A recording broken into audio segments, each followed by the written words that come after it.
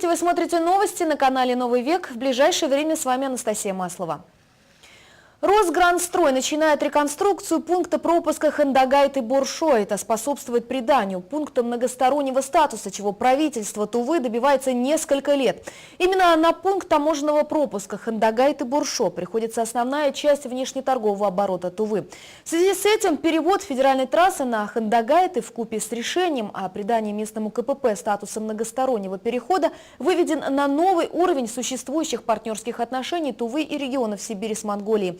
В перспективе открытие нового направления М-54 может рассматриваться как основа для создания трансконтинентального транспортного коридора в страны Азии.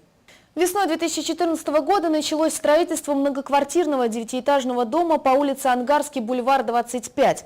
По срокам жилой дом должен был быть сдан в конце 2015 года. Оснований, по которым строительство затянулось, застройщики называют несколько. На часть квартир были заключены договоры долевого участия физических лиц. Когда компания-застройщик планирует закончить возведение нового девятиэтажного дома, узнавала Чинчика Шпыкол. Вот уже на протяжении 3 лет ведутся работы по возведению девятиэтажного дома по улице Ангарский бульвар. Многоквартирный дом на 112 квартир строит частный застройщик компания ООО «Хайдып Девелопмент». Дом возводится по технологии монолитного домостроения и по программе сейсмоусиления. На сегодня строители закончили возведение 5-го этажа и приступили к заливке бетонных стен.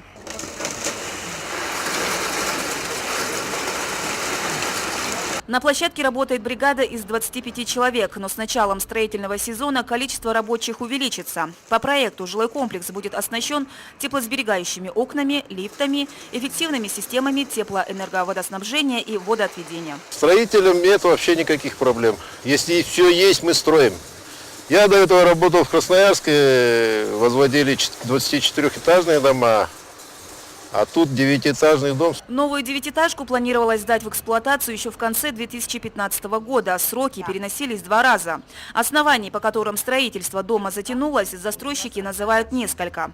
Одна из причин – это наступивший в стране в 2014 году экономический кризис, а также отсутствие поддержки со стороны тувинских властей. Политика бывшего министра строительства заключалась в том, что он поддерживал в большей части только приезжие компании.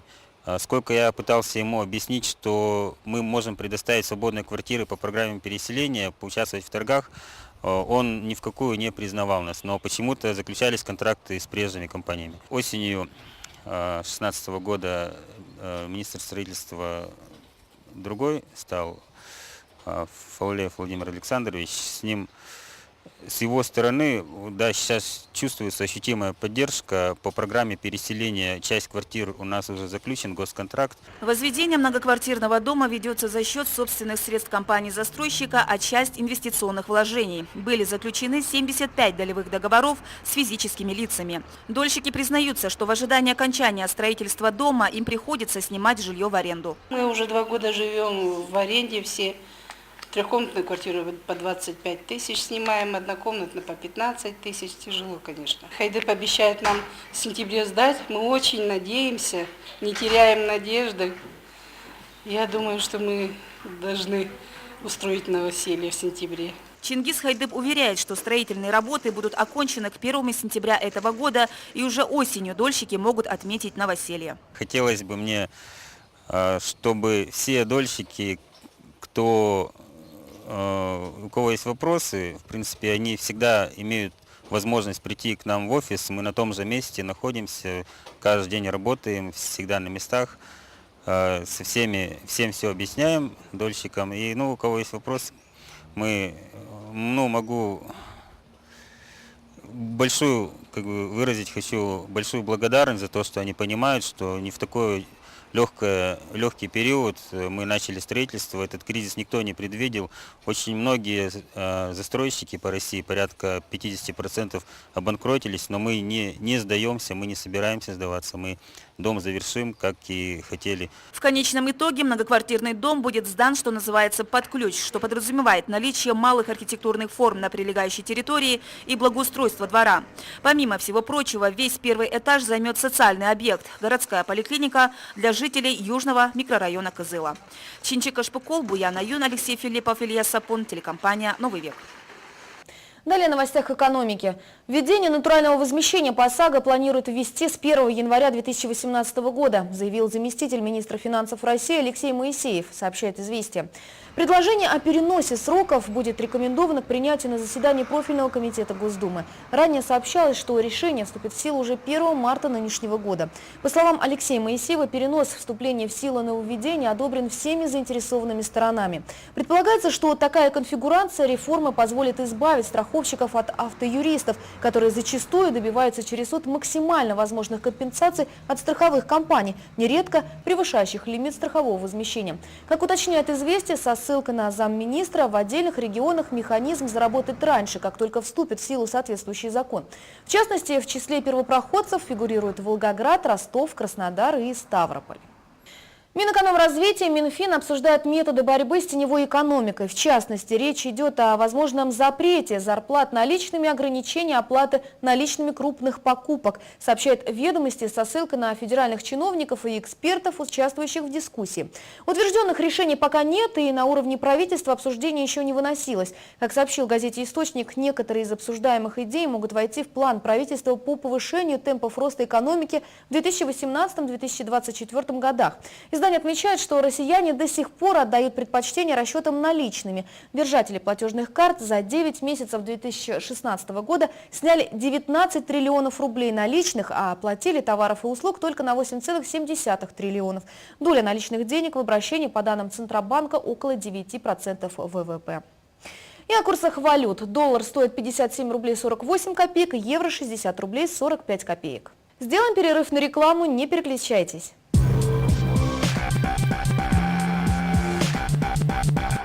Любовь – это подарить ей шубку ее мечты от знатных мехов. С 24 по 26 февраля в СК Субидей города Кызыла.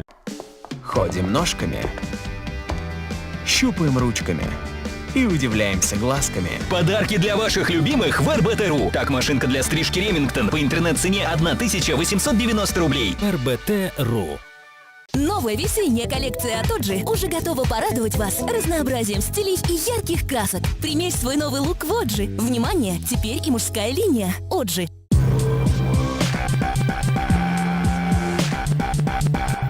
Это новости на канале «Новый век». Мы продолжаем выпуск.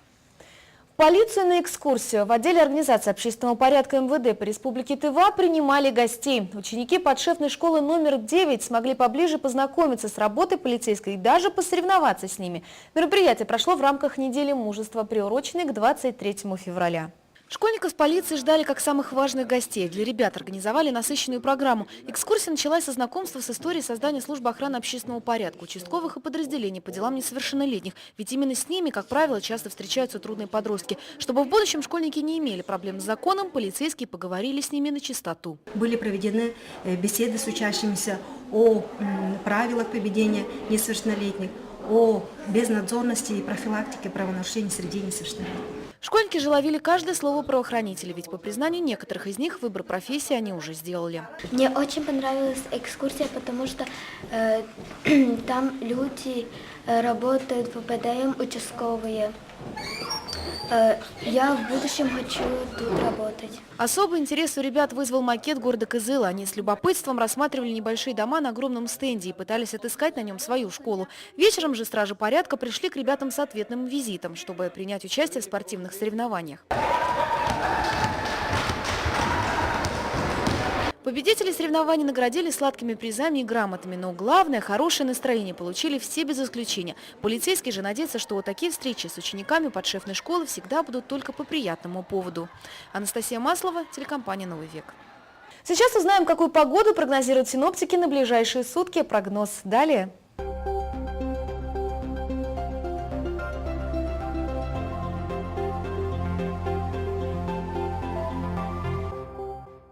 Здравствуйте! О погоде на пятницу, 24 февраля, расскажу вам я, Вера Кочинова. Но сначала я хочу поздравить всю мужскую половину человечества. Дорогие мужчины, защитники, желаю вам крепкого, богатырского здоровья, терпения, мудрости, воли к победам. Мы рады, что вы у нас есть. Ну а в качестве подарка своим родным и близким я хочу вам предложить высококачественные сорта чая и кофе, которые вы сможете выбрать в магазинах «Уна» на Кичола 9 и в торговом доме Алексеевский на втором этаже. На данный момент здесь представлены более 200 видов чая и 40 видов кофе. Не знаете, что подарить на праздник? Есть идея! В магазине «Уна» большой выбор полезного чая, ароматного кофе, шоколада, варенья и других вкусных товаров. Мы поможем выбрать и красиво оформить ваш подарок к празднику. Магазин «Уна», торговый дом Алексеевский, второй этаж и Кичиола 9. Сделай подарок со вкусом. Ну что ж, мужчин поздравили, подарки выбрали, можно и о погоде поговорить. Завтра, 24 февраля, в столице Тувы ожидается ясная безветренная погода. Утром за окном минус 10, минус 14 градусов. Днем 3-4 градуса со знаком минус. Вечером и ночью столбик термометра опустится и покажет от 9 до 13 градусов мороза. Влажность воздуха 71%. Осадков не ожидается, атмосферное давление 716 миллиметров ртутного столба. На этом все на сегодня. Еще раз поздравляю всех мужчин с Днем Защитника Отечества. Хорошего вам вечера и до встречи. 23 февраля, как и десятилетия назад, ассоциируется прежде всего с мужеством и стойкостью человеческого характера, силой духа и преданностью Родине. Это праздник патриотизма, гражданской ответственности, преемственности поколений. Телекомпания «Новый век» поздравляет сильную половину человечества с 23 февраля. И хочется в первую очередь пожелать всем мирного неба над головой. На этом у меня все. Далее наш эфир продолжит программа «Услышать каждого», а новости нового века вы всегда можете найти на нашем YouTube-канале Тувинская единая служба информации. До свидания.